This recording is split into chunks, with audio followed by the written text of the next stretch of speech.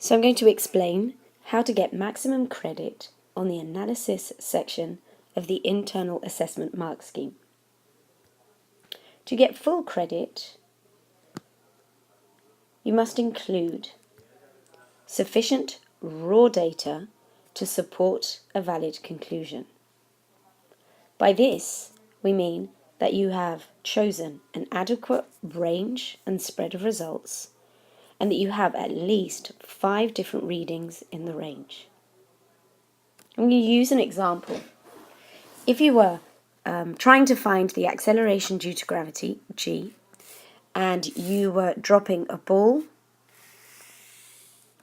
a certain height and timing how long it took to fall in seconds, you would need to make sure that your range and spread was such that you would get a sensible reading. How would you do this? You would choose a maximum height, maybe of 2 to 3 meters, down to the minimum that you could do. So you try and pick the widest possible range that you can in order to get good readings. If you were to find acceleration due to gravity and you've chosen a range of 10 centimeters, 20 centimeters, 30 centimeters, etc., the difference in the heights is so small that it won't actually make much of a difference to your readings. So you have to choose 5 sensibly spaced readings, but to a maximum or as wide a range as you possibly can. Again, to repeat, the minimum amount of readings is 5 in a range. If you can do more, even better. Where possible, you must always repeat your readings. Timing must always involve repeat readings. There are some situations where repeats are almost impossible, or it would just take too long and it would be impractical. In general, though, try and design experiments which always enable you to get this credit. Don't design an experiment which will be impossible to repeat. And then lastly, the correct instrument precision is used. If you were, for example, measuring a time of 4.3 seconds, you would use a stopwatch that would give you seconds, tenth, maybe even 100th. If you use a stopwatch that only measures to the nearest second, you're going to have a very imprecise set of readings. Not only that, your uncertainty values are going to be huge. So what this statement means is that choose the instruments carefully to represent the actual quantities that you're measuring. If you're measuring a distance of approximately 10 to 90 centimeters, then millimeters would be appropriate. If you're measuring something which is smaller than that, something which is 5 centimeters or even less, you might want to choose a vernier scale, some calipers, some verniers that will give you to 100th.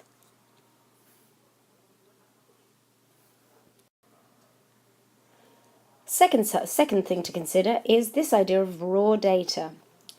Every reading that you actually take must be recorded on the first table. So your first readings should always be simply raw data. And it's important to highlight this with a title. Your raw data must reflect in the number of decimal places that you use the correct precision of the instruments. So if you're measuring a height in centimeters, but you're using a millimeter ruler, then you would write 4.1. The 1 represents the millimeters. Subsequently, all the other heights that you measure must also reflect that same precision. If you get a reading which is a 0, for example 7, you would include that 0 to show the decimal places. It's also very important then that you are consistent and you have in all your readings in that column the same number of decimal places. It's important at this stage to remember that every raw score must have an associated uncertainty. The uncertainty is shown on the table of results. So if I quickly draw a table, and I would show, again using the same example, height, centimeters, plus or minus the smallest reading on the instrument, which would be a millimeter on a millimeter ruler, plus or minus 0.1 centimeters. Okay, so these units need to coincide.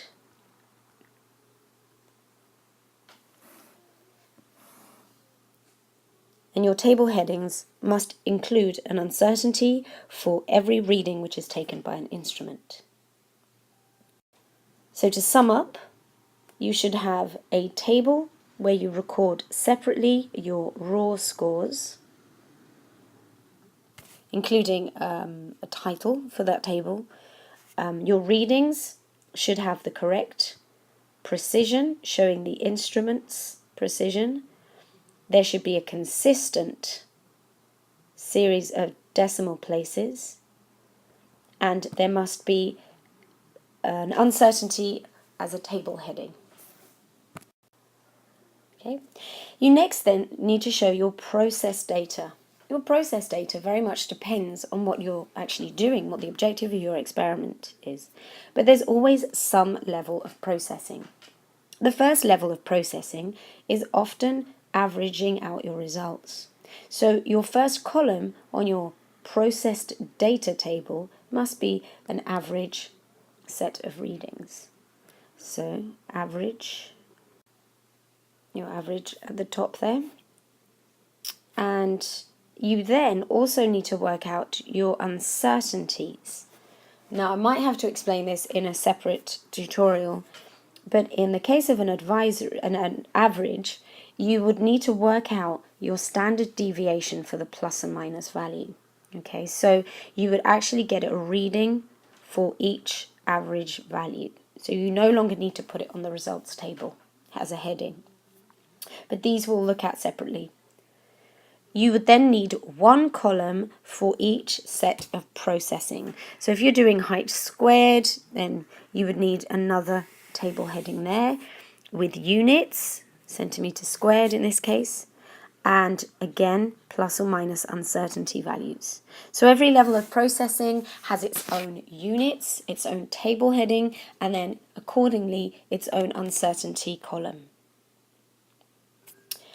Very important is that you work out your significant figures, okay, and you are consistent.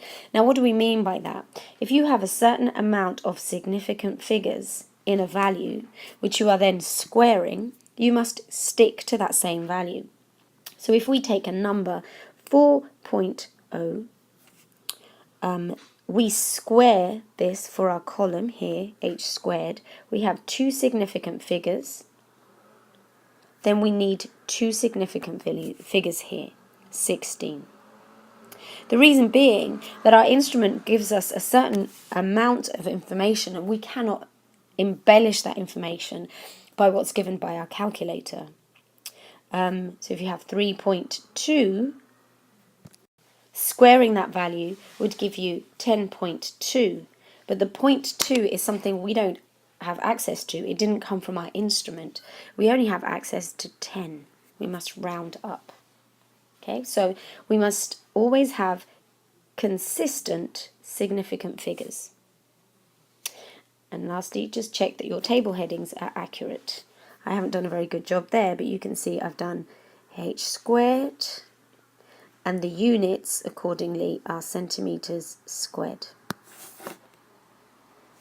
It's always important to give a clear set of instructions about how you've processed. So in the actual explanation, always give examples for your processing,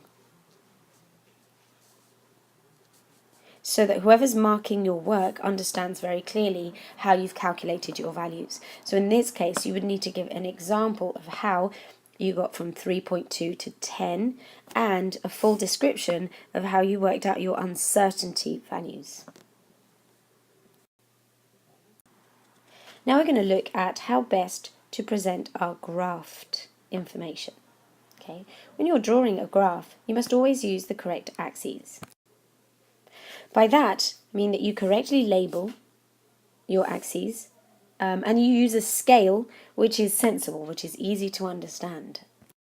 Let's randomly add some values here. Let's say we are plotting h squared. So our units will be centimeters squared. It's important. And then I'm just going to add randomly here time. Time is in seconds. And then I'll add some points here.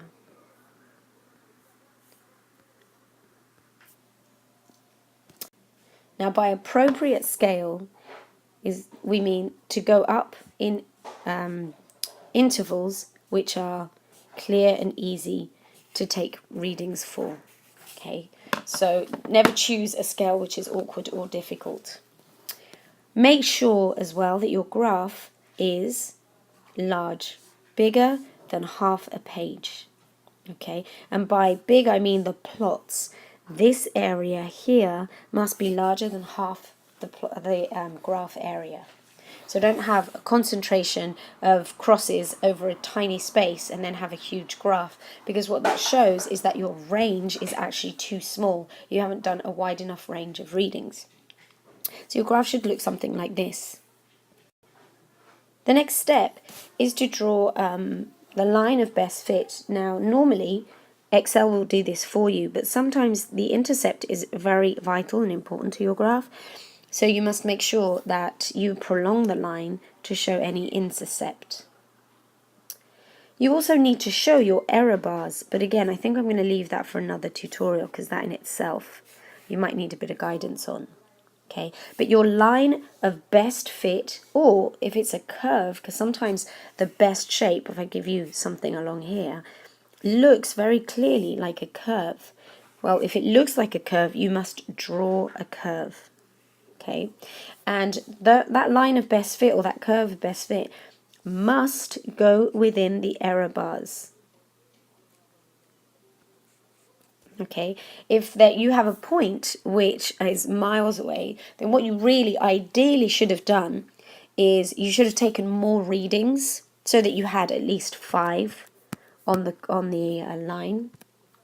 This is the difficulty with only doing 5 readings. Some people like to stick to the minimum effort. If one of your readings is off the line, you don't really have enough readings to justify a pattern, even if they're in a nice, clear, straight line. So go for more readings. Or one thing that you can do is plot your graph as you do the experiment to get an idea. Now, whatever it is your level of processing, whatever it is your objective is, your level of processing will probably involve having to find the gradient. So you calculate your gradient by showing your read-offs. Okay, always clearly show the points where you are calculating, or the points that you are taking to then calculate your slope value. Okay, and show the calculation clearly in your work. The last section that I'm going to explain is the maximum and minimum gradient. When you give your results or conclusion, say the value of the gradient gives you, I don't know, some random quantity m, and we work out our gradient and we get a value of 4 centimeters squared per unit time. We now need to see what is the maximum and minimum possible values that fit within our range. Now generally, and it does depend on your results, but what you can do is to take your furthest, to make the steepest possible gradient within your range. You take the furthest point down here and you join it to the furthest point up here. And let's assume that's there. Okay, now that gives us, using our results and our uncertainties, that's what our error bars show, the range of error that we can make. The maximum possible gradient that we can have is this one. Okay, so that would be a further calculation. You would need to take read-offs and work out the gradient there. And I'm going to assume that that would give us a gradient, a maximum gradient of 4.3. We now need to do, well, the minimum gradient. What is the minimum possible value that we would get with this set of results? Well, for that, I would need to, if you see this green line, I would need to join the lowest possible value of here and join it to the maximum possible value I will get on that reading. Now, if you have a nice clearly drawn graph, which I clearly do not, you should be able to just join the bottom of this error bar and join it to the top of this error bar. But you must also go through the other readings, or at least 5 of those other readings. Again, this depends very much on your results, and it's important that you do experiments really carefully so that you can do this. Now, if we have a look at this, let's say that our minimum gradient value was 3.8. So what we've got there is we have 4 is our gradient value, and it could be plus 0.3 or minus 0.2. Well, to get your final uncertainty, you take the biggest value, the one that gives you the greatest range of error. So our actual final result here for m, whatever that means, is 4 plus or minus 0.3. As you can see, I've made a mistake because this has a different level of precision to this. So I'm going to write it correctly. It should be 4.0 plus or minus 0.3 centimeters squared to the seconds minus 1. Okay, so this is how and why we use maximum and minimum gradients to give us that final range. Now, this is vital for the conclusion. If you are trying to find something that we already know the value of, say for example, the specific heat capacity of copper, you then compare your final result to the real thing. And if you don't get the same answer, you then check your range of error. Does your final answer fit within that range? If it does, you've done a very good experiment.